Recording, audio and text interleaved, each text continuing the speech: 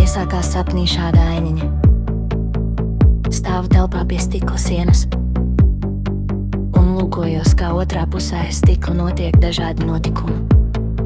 Līdzās man telpā atradās vēl pāris cilvēki, kas vēroja aiz stikla sienas notiekošo. Kādu brīdi vēroju notikumus, un tad nāca apjausma, ka mēs vērojam kaut kādas vietas, notikumus dažādos laikos.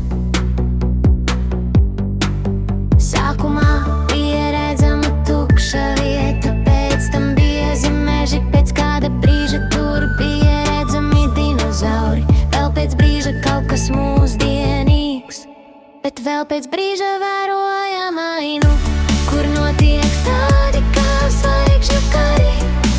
No debesīm nogāzās kaut kāds kosmosa kuģis, un tur sākās apšaudes starp cilvēkiem. Tad bija tāds moments, kur pie paša stikla bija pienācis viens no karotājiem, un viņš kaut kur lurkojās. Tad es piegāju tuvāk un ielūkojos viņam acīs un ieraudzīju savu atspulgu, bet atspulgā man bija savādāk.